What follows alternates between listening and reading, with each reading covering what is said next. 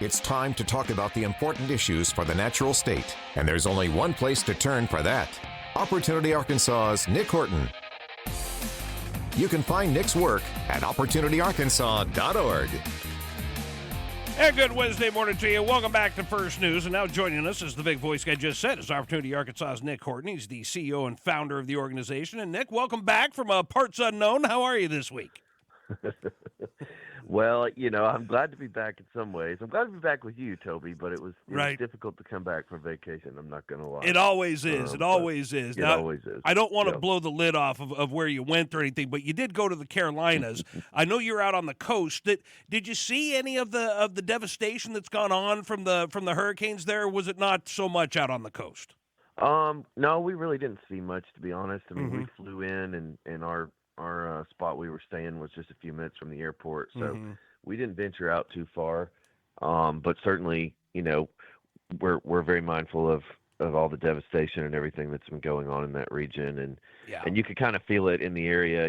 Like going to the grocery store, there were a lot of things that were out of stock, and you just could kind of sense the heaviness in that area. So we were certainly thinking about those folks all week. Yeah, no, well, and frankly, it helps that people go and spend some vacation time there, because that helps infuse money into these areas, into those states that got hit so hard. So that's a real positive that comes out of it.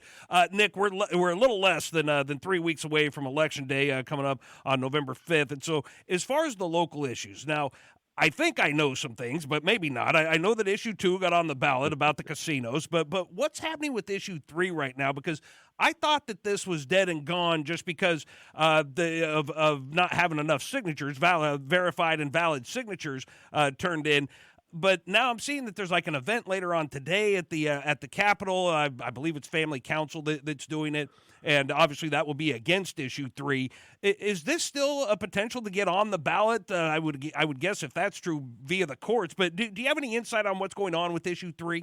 Yeah, it's super confusing and complex, and frankly, I feel for the people of Arkansas that they have to continue to try to grapple with all of these different ballot amendments and all of the different steps along the way of litigation, and we've got this cure period, and we've got all these confusing elements. I think frankly, for me, it just reminds me of how broken our petition process is, and the need for real serious reform, because to your point, I mean, we're 3 weeks away. Early voting in Arkansas starts on Monday, which is crazy to me that it's happened that quickly.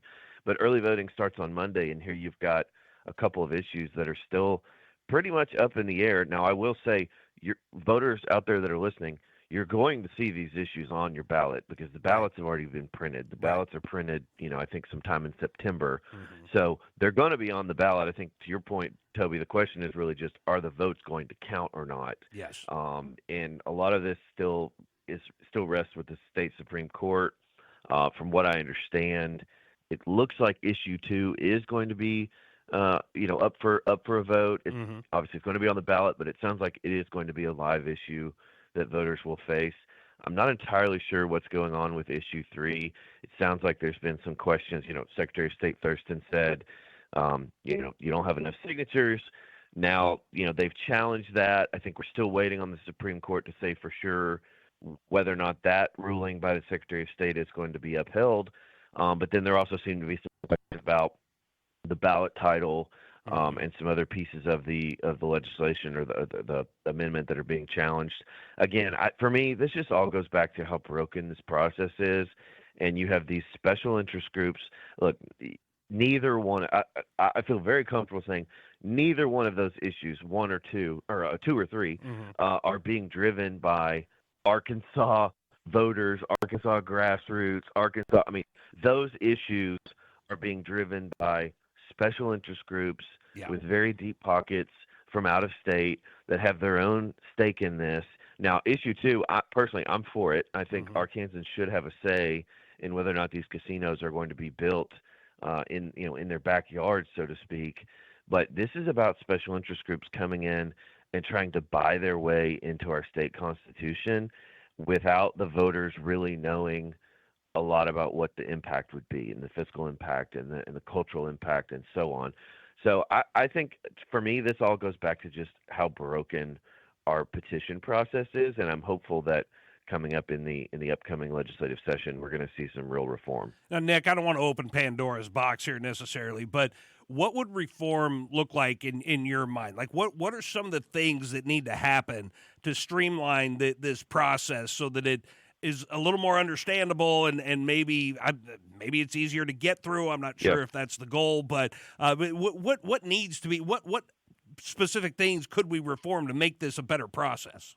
Yeah, it's a great question, and that's something we've been doing a lot of work on over the last few months leading up to legislative session at Opportunity Arkansas. I think first and foremost, the first thing that comes to mind is the cost.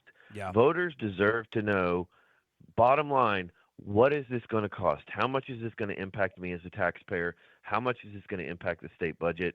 Right now, there's really no way to know. I mean, you remember, Toby, and your listeners probably back just this summer, we're fighting the Education Rights Amendment issue and trying to educate voters about what that would mean. Bill Kopsky and those guys still haven't come out with their cost estimate. Right. I mean, it's been a year since they've been floating that thing around. And we're working on it. We got some economists. They're going to have. Don't worry, before it comes out on the ballot. Now they've got it recertified to go on the 2026 ballot. Mm-hmm. I'm very curious to see whether or not by 2026, this time in 2 years, if they'll have the cost estimate done. My gut says they will not, because they don't want the voters to know. They want to hide the football, and they don't want voters to know how much it's going to cost. So I think that's number one. And several states do this. Mm-hmm.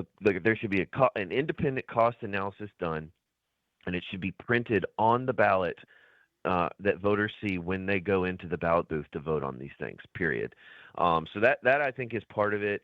I think making sure that we have a really clear review process for the ballot titles, that the Attorney General or someone else has the ability to rule on whether or not something is constitutional, mm-hmm. because it's not exactly what's playing out here with issues 2 and 3, but we've seen this in the past where something gets to September, October, and then there's a legal challenge, and then the Supreme Court has to scramble and say, okay, yeah, this probably is or is not constitutional. Why don't we do that on the front end? Right. Like, why don't we do that earlier on to make sure, before we go through all of these hoops and confuse the voters, and people have to go out and spend all this money, doing advertising and door knocking and getting signatures and all this? Why don't we just do that on the front end and have a ruling right out of the gate to say this is constitutional or it's not constitutional? So there's several more components of that, and you're going to see more from Opportunity Arkansas coming out in the next few months about what real petition reform should look like. We've got this cure period. I mean, we're one of only 2 states that has this cure period where if you don't get enough signatures, you can potentially qualify for an extra 30 days. Well, what kind of sense does that make? And what kind of strain is that putting on state government? You talk to folks in the Secretary of State's office or around the Capitol, and they will tell you, I mean, they're having to bring in dozens, if not hundreds, of extra staff to process these signatures. In many cases, you've got groups submitting 120, 130,000 signatures, and only 60% of those signatures turn out to be valid. And so we as taxpayers are paying state government workers and special contract workers to come in and count all of these signatures. And these petitioners have no incentive. In fact, they have every incentive to just run up the score with fake signatures to try to buy themselves more time. It's just a broken system. It's a very flawed way to do this, and it's costing taxpayers dearly. Well, and it causes, for someone who's, a voter out here like myself, it's a lot of confusion. I mean, here we are, 3 weeks to go before it's time to vote, though I guess early voting starts on Monday. But, 3 weeks to go until it's time to vote. I still have no idea, on issue 3, where are we voting on that? Are we not? Does it matter? I mean, it's very confusing. And so, yeah, glad that you guys are working on and this on is some not reform. uncommon. This happens every election cycle in Arkansas, where we're down to the wire and we have a couple issues where we don't really know, and it's going to be on the ballot, but is it going to count? And I mean, this happens every year. And folks, I mean, look, absentee voting has been going on. Folks have already voted on some of these things, and there's just still a lack of clarity about what's going to count and what's not going to count. Even if you vote for it, is it going to hold up constitutional muster? Right. What's the fiscal impact going to be?